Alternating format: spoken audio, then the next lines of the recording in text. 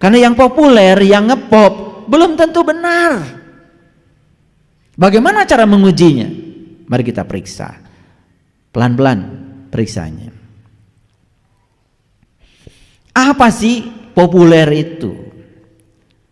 Populer itu dalam kamus bahasa Indonesia itu ternyata populer itu adjektif, itu kata sifat.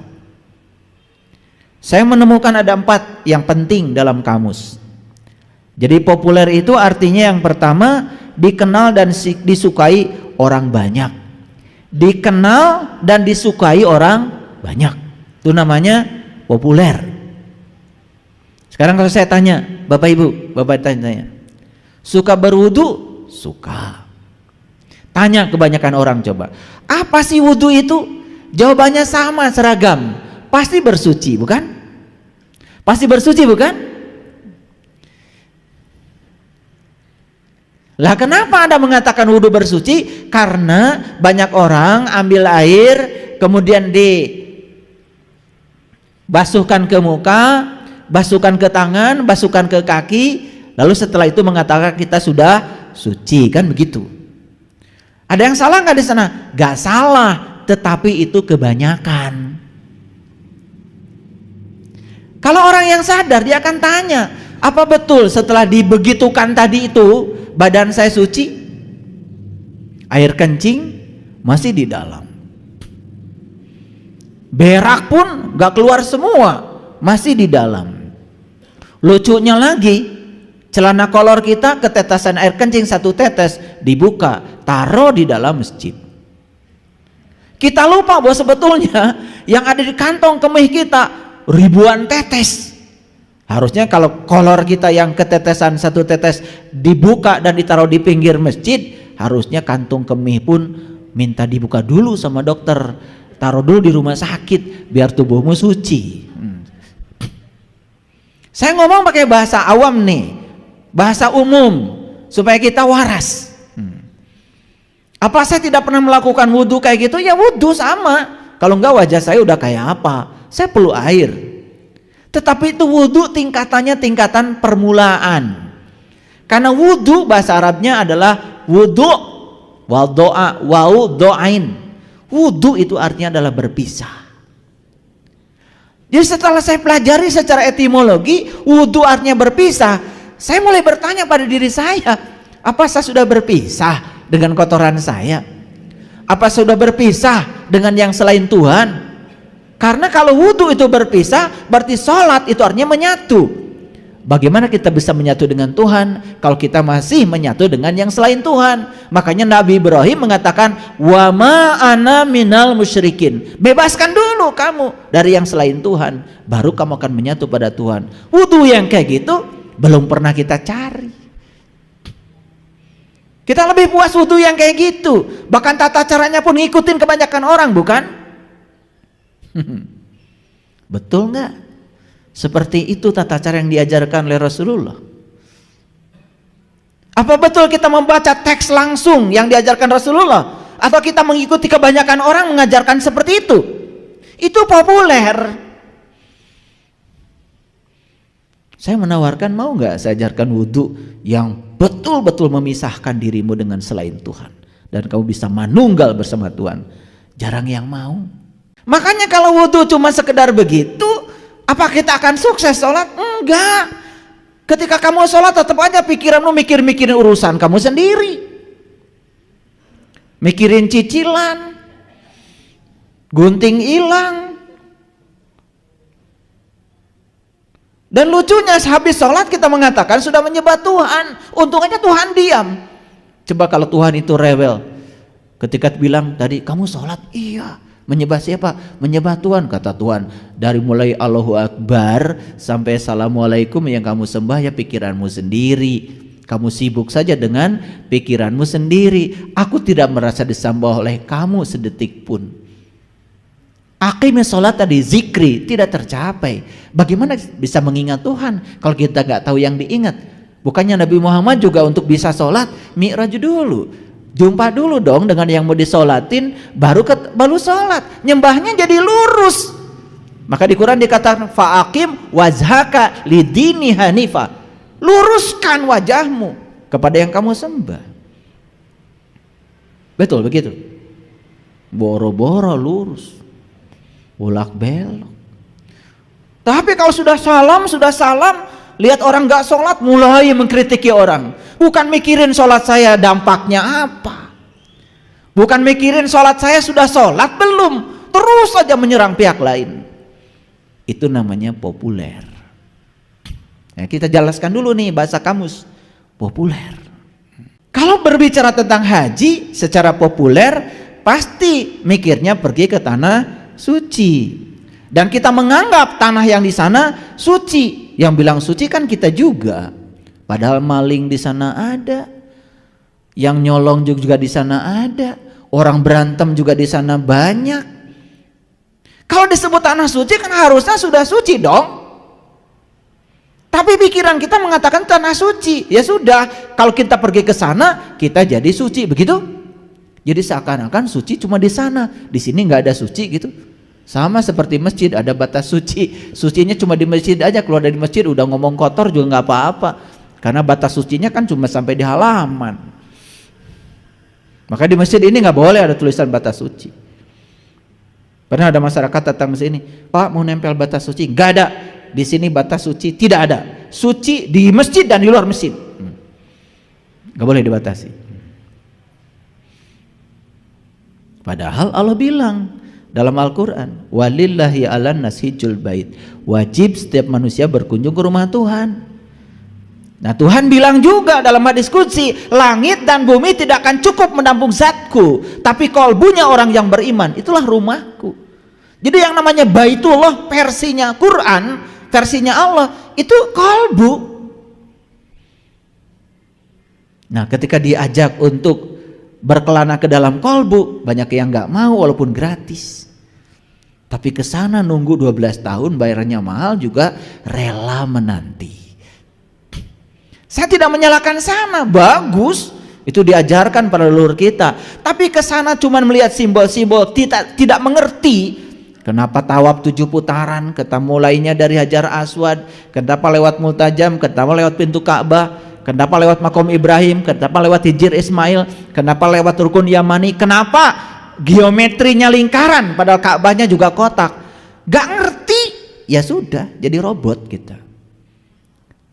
Nah, kalau ngikutin kebanyakan orang namanya populer gitu. Saya ingin beda. Saya tetap pergi ke sana, tapi saya ingin mengerti maksudnya apa. Nah, itu udah mulai itu.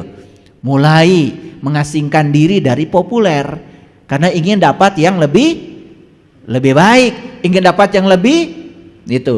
Ngerti maksud saya? Saya tidak menyalahkan itu bagus. Wudhu yang biasa bagus. Kalau kalian nggak kena air juga wajahnya serem. Tapi apa cukup sampai di situ mau populer terus? Itu maksud saya. Nah, makanya saya mau kasih tahu, jangan terus populer. Banyak sebetulnya yang lain. Nabi Muhammad mengatakan as-sholatu mi'rajul mu'minin. Dalam gerakan sholat yang syar'i itu ada tata cara mi'raj sebetulnya. Tapi pernah gak bertanya, di gerakan yang mana tata cara mi'raj ya? Kata mi'raj ini sudah bahasa umum, bukan bahasa populer, bukan bahasa khusus, bahasa populer. Kan sering kita Isra Mi'raj, peringatan Isra Mi'raj banyak. Bahkan di Quran ada surat Al-Ma'arij, itu nggak disembunyikan. Cuman kata Mi'raj lebih banyak dikenal dalam kesusastraan Arab. Tapi inti dari Mi'raj itu kan sebetulnya Nabi Muhammad bertemu Tuhan, kan? Betul nggak? Kan itu saja sebetulnya. Lalu timbul pertanyaan, apa yang boleh ketemu Tuhan itu cuma Nabi aja? Masa Tuhan begitu? Masa Tuhan hanya mau diketemui beliau aja, nggak mau diketemui sama kita ini? Masa begitu? Jadi kalau kita sebetulnya tidak mulia, ya karena Tuhannya nggak mau ketemu. Masa begitu? Sedangkan Tuhan mengatakan walillahi 'alan nas hijjul bait, wajib setiap manusia berkunjung ke rumahku. Untuk apa? Bertemu aku. Maka di Quran Allah mengatakan li'ila fi Quraisy ila fihim rihlata sita'i was falyabudu rabb hadzal bait. Sembah yang punya rumah, jangan sembah rumahnya. Berarti kalau Tuhan bilang sembah yang punya rumah, jangan sembah rumahnya, berarti Tuhan mengajak kita untuk berkunjung ke rumahnya agar kita bisa berjumpa dengan Dia. Kan sebetulnya itu biasa itu. Itu ayat-ayat biasa. Cuman karena kita mengikuti yang populer, sehingga kita menjadi terjebak dalam popularitas. Makanya orang semacam saya ini pengikutnya tidak banyak. Karena tidak populer. Ketika saya menyampaikan kebenaran, ya memang berat kebenaran itu, pahit. Tapi saya berani karena ini kebenaran. Cuman saya jadi tidak populer. Jarang yang ngundang sama saya itu. Kalau yang populer kan undangannya juga mahal. Betul nggak? Kayak saya ini yang ngundang aja udah jarang. Takut ngundang saya. Makanya saya jadi tidak populer. Ya silahkan saja mau populer atau mau benar gitu aja. Ini masih populernya dulu, kita bahas dulu supaya ngerti ya. Nah, dikenal dan disukai banyak orang. Orang mudik, mudik. Orang macet, macet. Orang saling pelotot di jalan, melotot.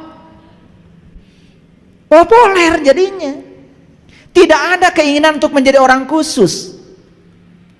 Kalau ingin khusus berarti saumnya harus khusus dong. Ramadannya juga harus khusus. Benar-benar tuh yang namanya setan itu dibelenggu Ramadan. Bisa, bisa. Ada ilmunya. Kalau mau. Tapi kalau nggak mau ya sudah. Katanya Ramadan setan diikat, dibelenggu. Tukang tipu tambah banyak. Yang ngurangi timbangan di pasar tambah banyak. Yang korupsi tambah banyak. Yang marah-marahan di jalan tambah banyak. Mikir dong. Mana tuh setan dibelenggu? Cuman ceramah aja di masjid, setan dibelenggu, setan dibelenggu. Nggak ngerti. Karena kita mau yang populer, nggak mau yang khusus. Pernah lihat setan? Setan tuh kan udah seulang-ulang. Setan tuh yang suka berbisik. Ya kan? Iya. Mau ngasih sama orang, awalnya sih udah niat mau ngasih. Begitu mengeluarkan ada yang berbisik. Enak aja. Cari duit tuh zaman gini susah. Orangnya kan jag-jag, masa dikasih? Cari pembenaran untuk tidak berbuat. Yang berbisik tuh namanya setan. Ketemu sekarang setan? Ketemu sekarang? Ya itu yang berbisik. Pakai jilbab, pakai kacamata juga. Lah itu. Pakai bedak lagi, pakai lipstick juga, pakai peci juga, pakai batik malah tuh. Ketemu kan sekarang? Nah itu. Cuman kita belajar setan tuh seakan-akan suatu entitas di luar diri kita. Padahal setan itu diri kita. Jadi definisi setan menurut leluhur kita nyata. Nyata. Ya. Bukan ilusi, nyata. Jadi yang pertama, diketahui dan disukai orang banyak. Itu populer. Yang kedua, disukai dan dikagumi orang banyak. Populer tuh namanya. Ya. Yang ketiga, sesuai dengan kebutuhan. Tuhannya saya cetak gede. Sesuai dengan kebutuhan masyarakat pada umumnya. Tahu Tuhan? Tuhan belum tentu Allah. Saya kalau ngetik itu jangan bilang saya salah ketik, hati-hati.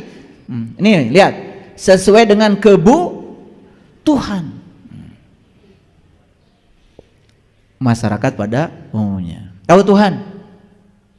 Tuhan itu apa saja yang kamu pertuhankan, itu Tuhan. Uang bisa menjadi Tuhan. Pasangan hidup bisa menjadi Tuhan. Jabatan bisa menjadi Tuhan. Terserah kamu dipertuhankan apa tidak. Allah juga bisa menjadi Tuhan kalau dipertuhankan. Tapi kan kebanyakan yang dipertuhankan yang selainnya Allah. Betul nggak?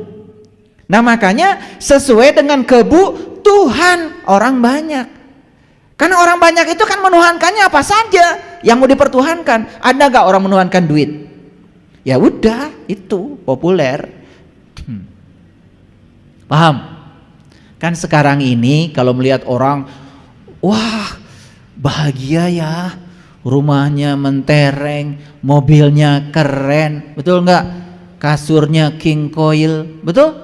Tasnya LV, Hermes, wah macam-macam, minyak wanginya juga dari Eropa. Kan kita sebut orang itu bahagia, betul? Itu populer. Padahal begitu kita selidik ke dalamnya belum tentu. Baru senang. Kalau senang itu mendapat. Kalau bahagia belum tentu. Senang dan bahagia itu beda. Kalau senang itu mendapat, kalau bahagia itu justru melepas. Justru orang bahagia itu bukan mendapat, melepaskan sesuatu, itu bahagia. Ada orang lain butuh bantuan, kemudian kita tolong. Nah dia bahagia, kita yang menolong bahagia. Itu namanya bahagia itu begitu, melepas, bukan mendapat. Makanya saya tanya kemarin peserta piknik ya, rekreasi di Jogja. Tadi kamu sudah makan? Sudah. Gimana makannya? Enak apa nikmat? Nah ini aja udah mulai pusing ya. Makan itu enak. Naik mobil yang nyaman enak. Naik pesawat enak. Pakai baju yang mahal enak. Awas, bukan nikmat. Karena nikmat itu hanya diberikan pada 4 golongan. 1 para nabi, yang kedua para sidikin, yang ketiga para syuhada, yang keempat para solihin. Nikmat gak ada kaitannya dengan baju bagus. Nikmat gak kaitannya dengan makan enak, gak ada. Dengan makanan yang mewah, gak ada. Makanya di Quran tidak ada orang yang dapat nikmat orang kaya. Yang dapat nikmat cuma 4, para nabi, para sidikin, para syuhada, para solihin. Di luar itu tidak dapat nikmat. Makanya kita suka GR juga. Kenapa? Bikin rumah baru, syukuran. Judulnya tasyakur binikmat. Ayat yang dibacanya la in syakartum la azidannakum wa la in kafartum inna azabil lasadid. Eta we bisana. Di Quran itu tidak ada cerita enak. Di Quran cuma ada cerita nikmat. Dan nikmat terbesar cuma 1. Saat kita sudah kenal siapa jati diri kita, siapa Tuhan kita, menyatu dengan Tuhan baru namanya nikmat. Yang dapat nikmat cuma 4, para nabi, para sidikin, para syuhada, para solihin. Konglomerat gak masuk. Yang rumah mewah gak ada di 4 golongan itu, gak ada. Yang punya rumah baru gak ada. Makanya nanti kalau kalian syukuran rumah baru undang saya, biar bisa bedakan mana senang, mana bahagia, mana enak, mana nikmat. Itu aja masih pusing di kepala kita. Betul? Wah, kita ini sudah dapat nikmat yang banyak dari Allah. Apa saja? Baju baru, ya, mobil baru. Itu bukan dapat nikmat, dapat enak.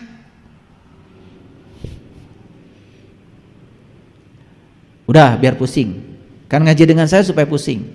Ya, kalau udah pusing berarti nanti akan mencari supaya nggak pusing. Jadi sekarang saya tidak tuntaskan penjelasannya supaya pusing aja. Jadi beda ya, enak beda dengan nikmat, senang beda dengan bahagia. Yang kalian cari apa? Senang atau bahagia? Bahagia kan? Makanya salah alamat. Yang kamu cari bahagia, yang diudag-udag senang. Akibatnya salah alamat. Jadi gak dapat tuh bahagia karena kita tidak bisa membedakan bahagia dan senang. Lalu yang berikutnya, mudah dipahami orang banyak, itu namanya populer. Nah makanya ngaji dengan saya, maaf kalau sedikit naik, tidak terlalu populer. Perlu pemikiran yang tajam karena di sini kita akan naik kelas supaya tidak terlalu populer. Siap? Oke, kalau sudah siap, baik. Jadi menurut Kamus Besar Bahasa Indonesia, arti kata populer adalah dikenal atau disukai orang banyak. Arti lainnya adalah disukai dan dikagumi orang banyak. Ya, kalau mau populer, ya udah gampang. Bikin saja di TikTok asal viral. Ya kan? Iya. Jadi kalau orang nyuci piring itu sambil berdiri, coba nyuci piring sambil nungging. di tempat cuci piring, videokan, populer. Ngerti maksud saya? Oke. Tapi saya tidak bicara itu. Lihat sekarang. Bagaimana caranya supaya kita mengerti bahwa sebetulnya populer belum tentu benar. Yuk kita baca ayat ini. A'udzubillahi minasyaitonirrajim. Bismillahirrahmanirrahim. Ini ayat tentang berlindung ke dalam gua. Ya. Berlindung ke mana? Ke dalam gua. Coba kalau orang Jakarta bilang gua gimana? Gua, gue. Jadi berlindung ke dalam gua berarti berlindung ke dalam gue, ke dalam aku itu. Makanya kata gua dalam Quran itu keren. Bukan gua seperti gua Gati Jajar, gua Pawon, bukan gua itu mah poek. Bararau. Tapi berlindung ke dalam gua artinya meniti ke dalam diri. Yuk kita baca ayatnya.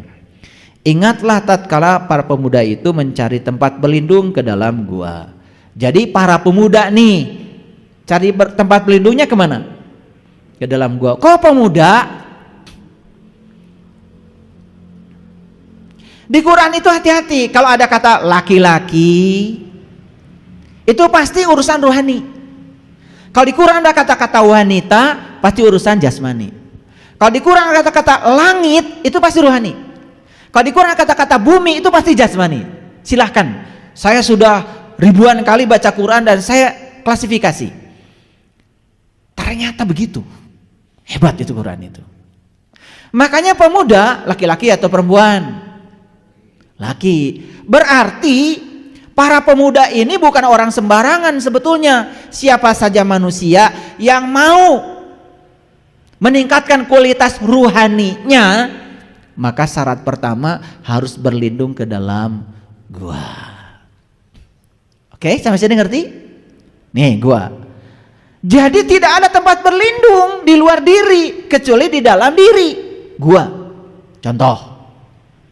Sakit hati buatan siapa sih? Kan sakit hati bukan buatan orang, buatan kita. Karena kita ingin orang seperti yang kita mau. Ketika orang melakukan tidak seperti yang kita mau, sakit hati. Jadi sakit hati itu jelas buatan kita. Balikan ke dalam diri, berlindung ke dalam gua. Gimana caranya? Mulai sekarang saya akan terima orang lain apa adanya. Saya tidak mau mendikte lagi orang lain sebagaimana pikiran saya. Karena kalau orang lain tidak seperti yang saya mau, saya jadi sakit hati. Jadi sakit hati bukan nasihatin orang. Kamu jangan begitu ya, nggak usah, itu bukan urusan kita. Orang bisa melakukan apa saja sesuai dengan maunya dia. Tetapi kita nasihati diri kita, mulai sekarang saya tidak mau lagi menginginkan orang lain seperti yang saya mau. Saya bebaskan pikiran saya dari keinginan pada orang. Apapun yang orang lakukan pada saya akan terima. Bebaskan keinginan, bakal sakit hati nggak? Tidak, itu namanya berlindung ke dalam gue. Semua kalau dikembalikan ke gua, selesai. Semua menjadi ribut karena semua digunakan untuk menyerang orang. Karena kita ingin orang lain seperti yang kita mau. Contohlah, cekcok urusan rumah tangga, kan sederhana. Karena masing-masing pasangan ingin pasangannya seperti yang dia mau. Itu aja sebetulnya. Betul nggak? Silakan buktikan sendiri kan. Kalau urusan gini kan kalian udah pakarnya. Buktikan sendiri, saya cuma ngasih rambu-rambu aja. Cekcok dalam urusan rumah tangga karena kita menginginkan pasangan kita seperti yang kita mau. Coba. Makanya diam itu emas. Makanya laki-laki dimintai emas pada diam. Ya kan? Karena diam itu emas.